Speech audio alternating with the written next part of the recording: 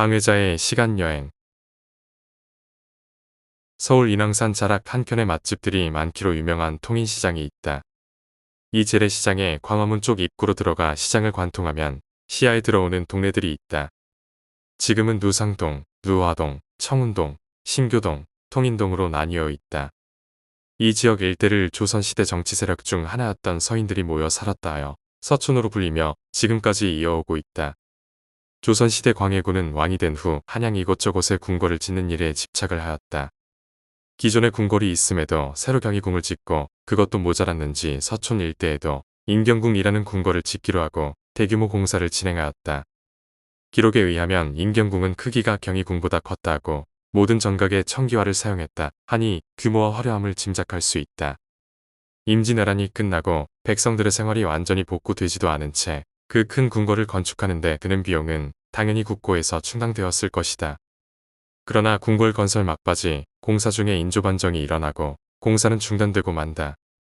그때까지 지어진 정각들은 이궐의 난으로 불타버린 창덕궁과 창경궁 등으로 옮겨가기도 하고 어떤 것은 지금의 홍제동으로 옮겨져 외국 사신을 맞이하는 홍제원으로 쓰이는 등 인경궁 자리에서는 모두 사라지게 되었다.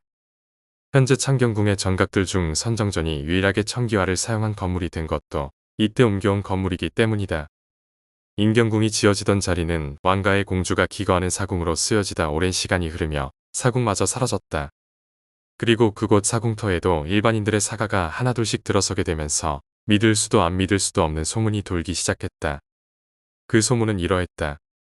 이곳의 사궁에 살던 공주가 생전에 어마어마한 재물을 모았고 물려줄 자식이 없었던 공주는 자신의 모든 재물을 돌로 만든 상자에 넣고 마당에 파묻고선 아무에게도 알리지 않은 채 생을 마감했다는 것이다. 어디인가 있을 공주가 살던 이 집은 돌상자가 묻혀있는 집을 뜻하는 석함집으로 불리게 되었고 궁궐터에는 민가들이 계속해서 들어오며 기존에 있던 집들은 작은 규모로 분할이 되어 숫자는 많아지고 떠도는 소문은 꼬리를 물고 이어지게 된다. 이 소문은 오랜 시간 계속 이어져 대원군 집정 시에는 이곳 일대 집값이 다른 곳에 비해 2배 이상으로 거래되고 석함집이라는 조그마한 단서라도 있는 집들은 웃돈까지 얹어 거래되는가 하면 심지어 집을 2~3채씩 사들여 이사를 하며 보물이 담겨있을 석함을 찾아 헤매는 사례도 있었다 한다. 고종황제 제위 시 홍문관제학과 규장각제학, 이금부 판사, 좌찬성 등을 역임한 김학성 대감이 있었다. 그의 어머니는 일찍 과부가 되어 자식들을 멀리 공부 보내고 인경궁 터 근처 어느 곳에서 삭바느질로 힘들게 생계를 유지하고 있었다.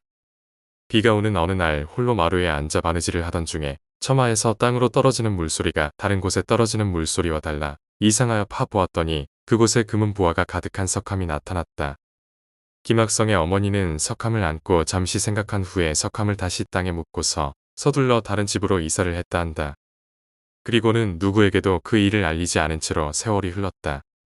이후 자식들은 훌륭하게 장성했고 김학성 대감의 어머니는 죽기 직전 자식들에게 그때의 석함 이야기를 했는데 자식들이 재물이 풍부하여 혹여 아니란 마음으로 학업에 게을리하지 않을까 하는 마음과 재물을 쉽게 얻을 수 있다는 생각을 가질까 두려워 보물에 가지려는 마음을 버렸다 했다. 그리고 지금까지 내가 모은 재물은 비록 적은 양이지만 내 10손가락 놀려 저축된 것이기에 그때 발견한 석함 속 보물들과는 비교할 수 없는 것이라며 끝내 석함의 위치를 알리지 않고 생을 마감했다 한다.